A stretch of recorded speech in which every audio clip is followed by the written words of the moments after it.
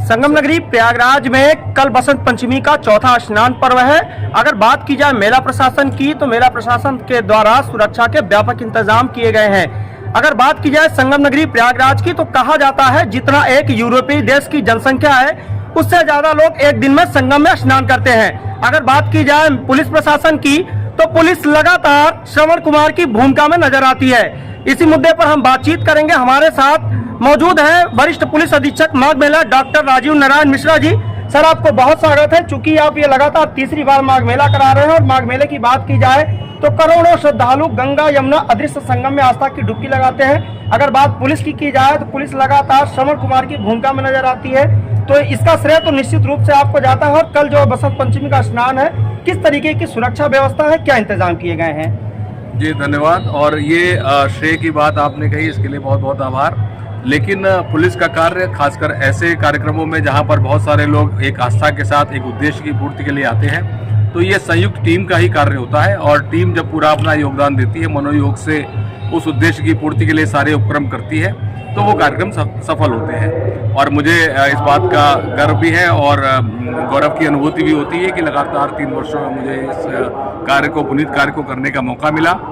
और इसके लिए हम लोग जो हमारे यहाँ पर उत्तर प्रदेश पुलिस की विभिन्न इकाइयों के लोग लगभग 5000 की संख्या में योगदान देने आते हैं, उसके लिए जो आपने श्रवण की भूमिका की बात कही है, तो वो लगातार ये जो लोग अलग अलग संगठनों और इकाइयों से आते हैं, तो इनको एक प्लेटफॉर्म पे लाने के लिए, इस उद्देश्य की पूर्ति के लिए कि वो किस उद्देश्य से आए हैं, उनको किनकी सेवा देनी है, उनको क्या परिणाम देने हैं, उनको अपनी सेवा भाव के साथ साथ एक सहयोग की भूमिका परिवार के सदस्य के रूप में उन श्रद्धालुओं को मानते हुए अपना योगदान देना है। इसके लिए हम लोग सॉफ्ट स्किल का लगातार प्रशिक्षण करते हैं, और यह प्रशिक्षण लगातार 1 महीने से अधिक अवधि के लिए चलता है।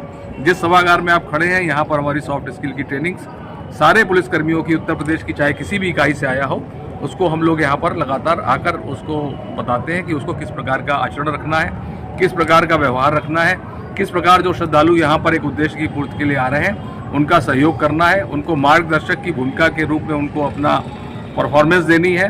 और उनको ये, जब वो यहाँ से अपने उद्देश्य की पूर्ति करके वापस अपने गंतव्य को जाएं, तो ये भावना से जाए कि उत्तर प्रदेश पुलिस के जो जवान हैं यहाँ पर मेला ड्यूटी कर रहे हैं, एक अच्छी छवि लेके जाएं, एक अच्छा अनुभव लेके जाएं।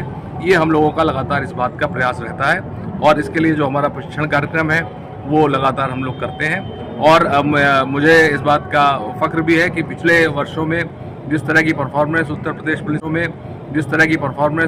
पुलिस के जवानों ने यहाँ दी है, उसकी सर्वत्र प्रशंसा हुई है। अभी भी जैसे मौनी अमावस्या का पर्व बीता, लाखों लाख लोगों ने आके यहाँ पर संगम तट पर और स्नान घाटों पर स्नान किया।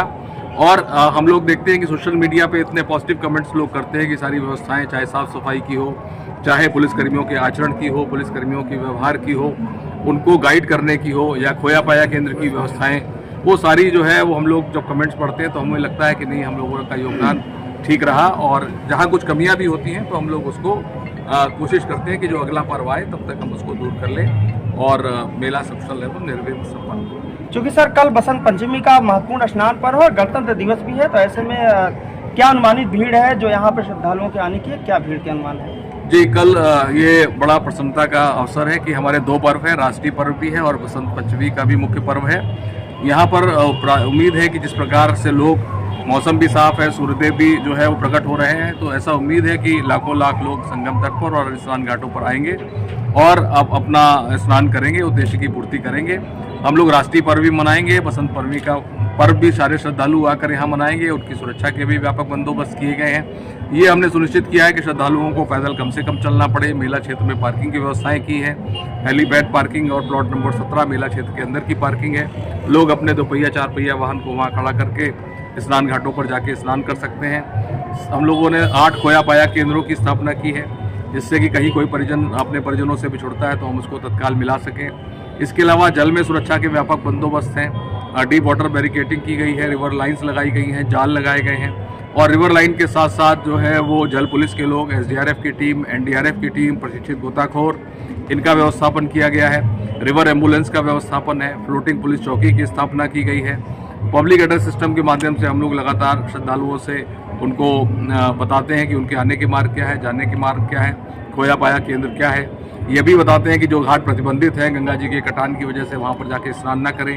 वहाँ पर हम लोगों ने इसके साइनेज भी लगाए हैं। तो इस प्रकार की सारी व्यवस्थाएं हम लोगों ने सुनिश्चित की है।